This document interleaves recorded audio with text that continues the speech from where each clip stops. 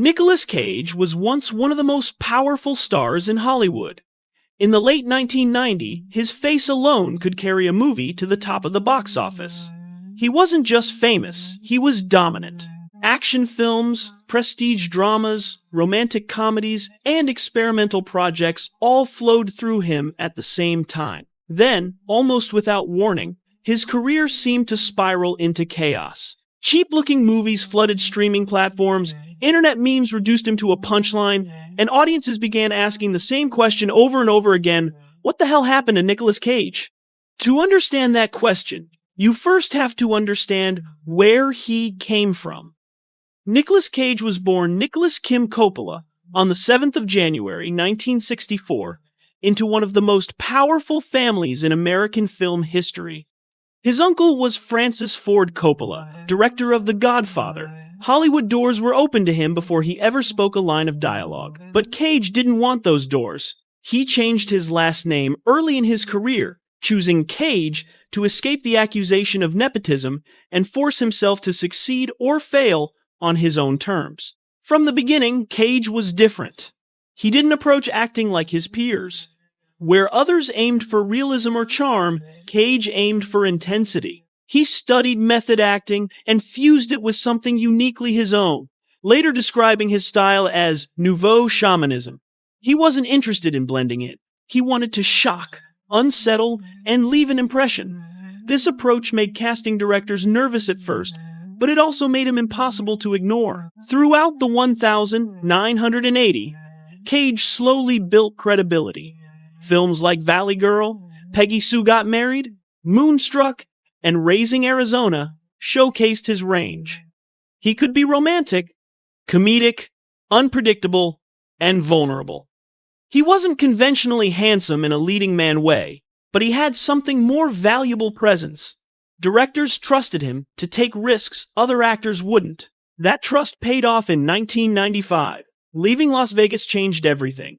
Cage played an alcoholic screenwriter drinking himself to death, and he did it with brutal honesty. There was no glamour, no safety net, no softening of the character's destruction. The performance earned him the Academy Award for Best Actor and turned him into one of the most respected performers of his generation. At that moment, Cage had officially proven he wasn't just a Coppola relative or a quirky character actor. He was elite. What followed was a career peak most actors never experience. The late 1990 turned Cage into a box office machine. The Rock, Con Air, and Face Off weren't just hits. They were defining action films of the era. Cage wasn't playing traditional heroes. His characters were strange, obsessive, and emotionally volatile. Audiences loved it, studios trusted him, his salary skyrocketed. For several years, Nicolas Cage existed in the rare space where artistic respect and commercial power overlapped perfectly. But even during that peak, warning signs were visible. Cage never filtered his choices. He didn't carefully curate his image or worry about consistency. If a role interested him, he took it. Sometimes that led to brilliance. Other times it produced performances audiences didn't know how to process. Films like Vampire's Kiss, ignored at release, later resurfaced online as examples of Cage's most extreme acting instincts. Clips spread without context, reframing his artistic risk-taking as insanity. The perception shift was slow but steady. Critics began questioning whether Cage was uncontrolled rather than fearless. Internet culture amplified this framing. His loudest performances were replayed endlessly, divorced from the films they came from. By the early 2000s, Nicolas Cage was no longer universally respected. He was polarizing. That polarization became dangerous once something far more serious entered the picture: money. Behind the scenes, Cage's spending habits had grown massive. Over time, financial reports revealed staggering debts tied to unpaid taxes and excessive purchases. Castles, mansions, rare artifacts, and exotic collectibles drained his income faster than even a top-tier Hollywood salary could replace it. When the IRS came knocking, the situation became unavoidable. Cage owed millions, and the solution was simple but brutal: work non-stop. This is where the narrative truly collapses from the outside. To pay off his debts, Cage accepted role after role. often in low-budget productions that never reached theaters. Quality control disappeared, not because he stopped caring, but because speed mattered more than prestige. The industry didn't see necessity, it saw desperation. Audiences didn't see survival, they saw decline. Nicolas Cage became omnipresent and invisible at the same time everywhere, yet nowhere that seemed to matter. By the end of the 2000s, the image was complete. An Oscar-winning actor once trusted with blockbusters was now associated with straight-to-video releases and internet jokes. The question had fully formed, not quietly, but loudly and mockingly. What the hell happened to Nicolas Cage? That answer, however, was only half the story.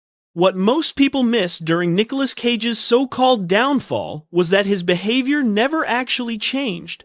His commitment didn't weaken, his effort didn't decline, and his approach to acting never became careless.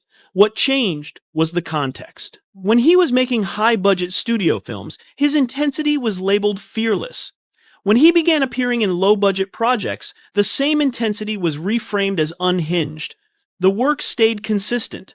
The perception didn't. During the height of his financial crisis, Cage accepted nearly every role offered to him.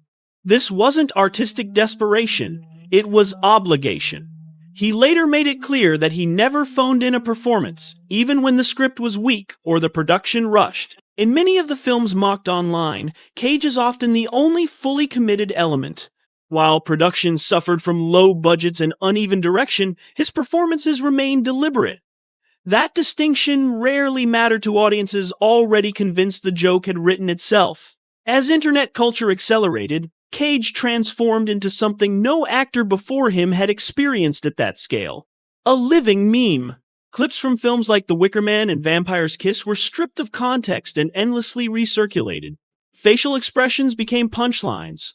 Line deliveries became reaction images. For an entire generation, Nicolas Cage wasn't an Oscar-winning actor. He was a symbol of creative excess. The irony was that this excess was exactly what once made him special. Yet, even in the middle of the meme era, something else was happening quietly. Cage began gravitating towards smaller, stranger, more personal films. Free from studio expectations, he leaned fully into the type of storytelling that had drawn him to acting in the first place. These projects didn't chase box office approval. They chased emotion, atmosphere, and experimentation. Slowly, critics started paying attention again.